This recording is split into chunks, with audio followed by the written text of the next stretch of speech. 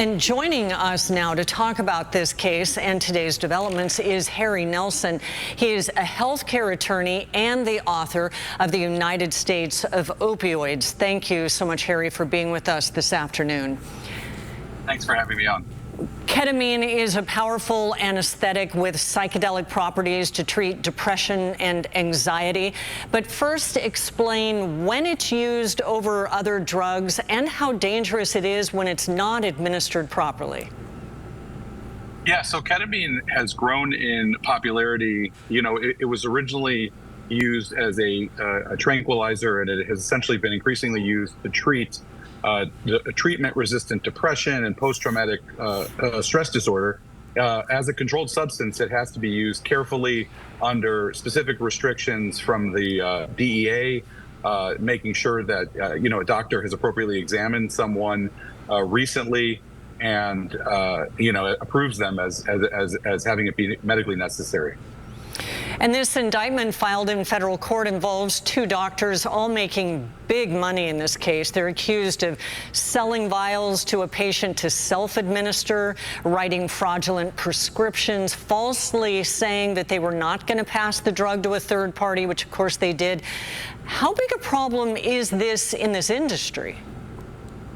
You know, for the most part, we see that doctors are appropriately prescribing this drug, but I think there are really two problems here. One is that ketamine has been a hot drug for some time, a drug of abuse, and standards have relaxed as more and more people have wanted to try it. And unfortunately, some doctors have been willing to not follow the standards. And I think this case involves an additional layer, which is, once again, we are seeing a case where a celebrity is being treated differently and not subjected to the normal standards and protections that would prevent this drug from being misused, with a lot of liberties being taken for someone who was famous that really ended up obviously having a tragic price. Absolutely. The local doctor that you just heard about, Dr. Chavez, ran a ketamine clinic in Mission Valley until a few months ago. How do patients know when a center is legitimate or dangerous?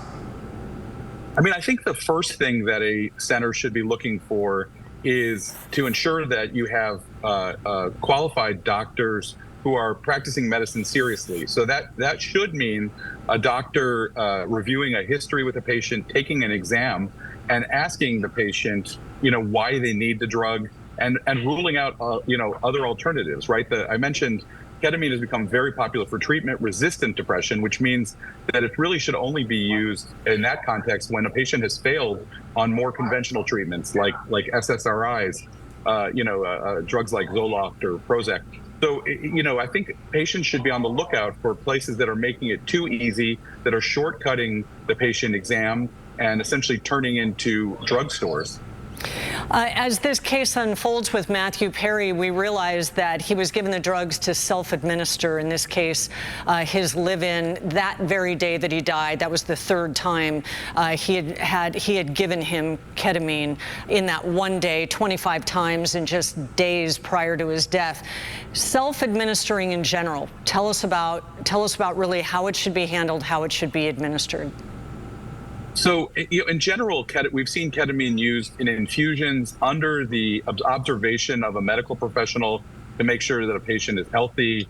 That ketamine has a risk of leading people into a dangerous state. So there should have been some observation of the patient, and not just the idea that someone would infuse ketamine and take it at home unsupervised. Self-administering it is really reckless and disturbing. There is a form of ketamine, I should mention, that's more like a lozenge that became popular in the last couple of years. It's not clear from this case whether that was being used, but even that should be used under the observation of somebody to make sure that the patient is safe and able to get help if it's needed. And some of the court records that we have been able to obtain in this case against Dr. Chavez do show that it was both the liquid and the lozenges that you're mentioning right now. Actually, both were sent up to LA and allegedly given to him. The U.S. attorney calling it roulette. As we end, I'd love your thoughts on that very word being used with ketamine. Yeah, it's such a tragic situation, and I wish this was something unheard of.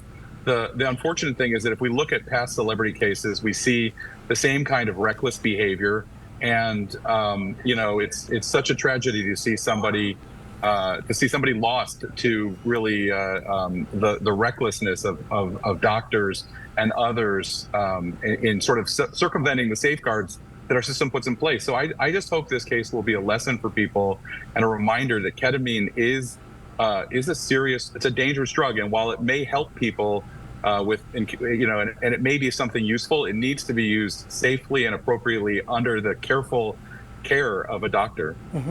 Harry Nelson, your expertise is much appreciated this afternoon. We appreciate your time. Thank you. Thank you. 10 News viewers with our free mobile app learned about today's arrests and the local connection from our breaking news alert. To get real-time news on your smartphone or tablet, go to the App Store and search 10 News.